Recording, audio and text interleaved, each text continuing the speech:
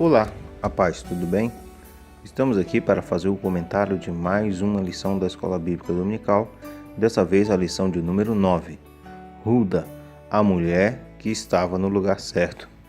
Vamos fazer um breve resumo sobre a profetisa Hulda, né? Quem foi Hulda ou Hudá, essa personagem da lição de hoje. Antes de ouvir esse áudio, pedimos a você que se inscreva no canal, compartilhe, deixe o seu like, isso nos incentiva a continuar com esse trabalho. Hulda foi uma profetisa, mulher de Salum, filho de Tiquivá e neto de Arás. Apesar de não ser tão conhecida entre os cristãos como Débora, Miriam e algumas outras mulheres citadas na Bíblia, Hulda ou Hudá teve uma importante participação em determinada ocasião durante o reinado do rei Josias. Nesse texto, conheceremos mais sobre quem foi Hulda. A história da profetisa Hulda. A profetisa Hulda é mencionada em 2 livros do Antigo Testamento, que relata o reinado do rei Josias, 2 Reis 22:14 e 2 Crônicas 34:22. Hulda era esposa de Salum, o homem ilustre de família nobre, responsável pela guarda das roupas ou do templo, ou da corte de Josias. Não é possível determinar com exatidão qual era a função do seu esposo, né? Se ele era responsável pela manutenção das vestes sacerdotais ou se ele era o alfaiate das vestes reais. Nada se sabe sobre a biografia de Hudá, além do que é mencionado muito brevemente nessas passagens. Somos informados ainda de que ela morava na cidade baixa de Jerusalém. A localização exata desse lugar é incerta, porém é bem provável que seja o segundo quadrante de Jerusalém. Sofonias 1:10, Neemias 11:9. Isto é, a segunda fileira de edifícios a partir do Palácio Real.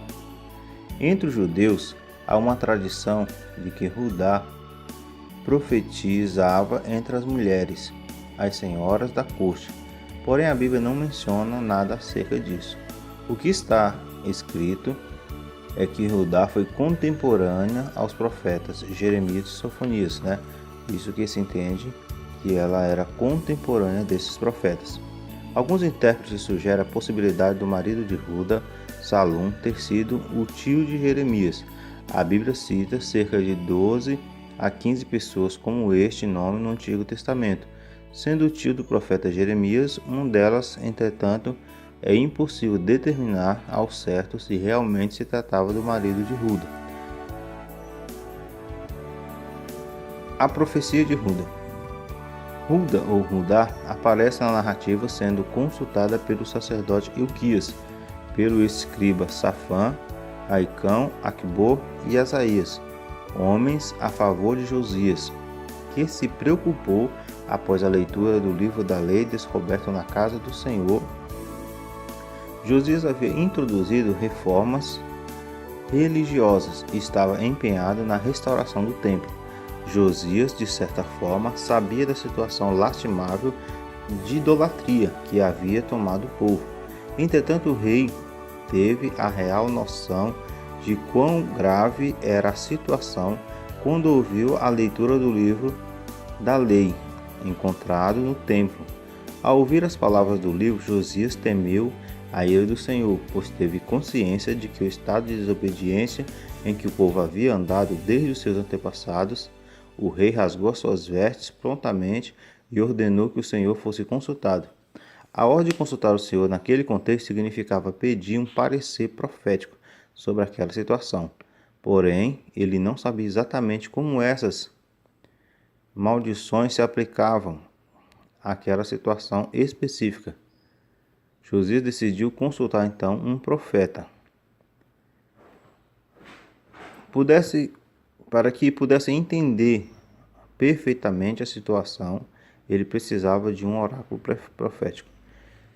É nesse contexto que Hulda é consultada. Perceba que, tal como Débora, Hulda foi procurada por aqueles homens na ocasião enviado por Josias. Isso significa que, diferente dos homens ordenados por Deus, como profetas diante do povo no Antigo Testamento, não há registro bíblico dessas mulheres profetizando publicamente perante a nação.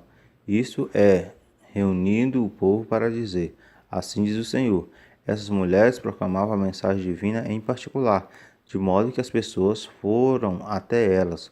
Outro ponto que certamente merece destaque é o fato de Ruda ter sido a pessoa procurada, mesmo tendo grandes profetas como Jeremias e Sofonias vivendo em seu tempo. Alguns estudiosos sugerem que isso aconteceu provavelmente devido ao espaço que seu marido, talvez até ela própria, tinha no palácio. Isso pode até fazer sentido, porém nada supera a verdade que, sobretudo, foi ela a pessoa escolhida por Deus soberanamente para proclamar a vontade naquela ocasião. A resposta do Senhor pela boca de Ruda basicamente se divide em duas partes. Na primeira parte, há duas sentenças. A primeira sentença consiste no aviso que Deus traria o mal sobre aquele lugar, sobre os seus habitantes, e o próprio cronista explica que o mal refere-se às maldições que estão escritas no livro que se leu perante o rei de Judá, segundo Crônicas 34 e 24. O texto prossegue mostrando as acusações contra aquele povo. Porque me deixaram e queimaram incenso perante outros deuses, para me provocarem a ira, todas as obras das suas mãos. Então temos o registro da segunda sentença. Portanto, meu furor se derramou sobre este lugar, e não se apagará, segundo Crônicas 34 e 25. Apesar dessa predição terrível contra Jerusalém e Judá, a segunda parte da profecia oferece certo alívio ao rei Josias, segundo Crônicas 34, 26 a 28. Trata-se de um oráculo de livramento, onde basicamente foi garantido a Josias que, devido ao seu arrependimento sincero e preocupação com a situação da nação perante os mandamentos do Senhor, ele não testemunharia o juízo sobre Judá e a destruição de Jerusalém durante os seus dias, ou seja, o juízo contra aquele povo não seria revertido, mas adiado para uma geração futura. Assim que aqueles homens trouxeram as palavras do Senhor ditas por intermédio de Ruda, Josias determinou renovar a aliança com o Senhor, segundo Crônicas 34, 29 ao 33. Quando estudamos sobre quem foi Ruda, certamente percebemos que ela foi uma mulher usada por Deus para desempenhar um importante papel diante daquela situação. Ela transmitiu não sua opinião própria, nem qualquer tipo de especulação, mas a mensagem do Senhor. Então Ilquias e os enviados do rei foram ter com a profetisa Ruda, mulher de Salum, e disse-lhes: assim diz o Senhor, Deus de Israel, dizei ao homem que vos enviou a mim, assim diz o Senhor, eis que trarei mal sobre este lugar, sobre seus habitantes, a saber, todas as maldições escritas no livro que se leu perante a lei. Que lições podemos tirar da vida dessa mulher escolhida por Deus para também uma mensageira da sua palavra? Sabemos que poucas foram as mulheres escolhidas pelo Senhor para serem profetisas, e dentre tantas mulheres que viviam naquela época, ele escolheu exatamente Ruda para servi-lo. Ele a conhecia, ele conhecia a sua coragem, capacidade de aconselhar, fé, muitos outros atributos que o levaram a tomar a decisão. Foi Ruda quem teve o privilégio de ser a mensageira do nosso Deus. Hoje podemos agradecer ao Senhor, pois cabe a nós decidirmos se queremos ou não ser um mensageiro da palavra de Deus. Cabe a nós querermos ou não obedecer a ordem do Senhor que diz: ide por todo mundo pregar o evangelho a toda criatura. Cabe a nós porque o Senhor nos deu livre arbítrio, mas não podemos esquecer que este ide não é um pedido, mas uma ordem. Quando não estamos fazendo o que Ele mandou, estamos sendo desobedientes à sua palavra. A conclusão fala que a profetisa Ruda foi uma mulher de Deus e teve seu papel significante para a história do seu povo, ainda que de modo muito passageiro.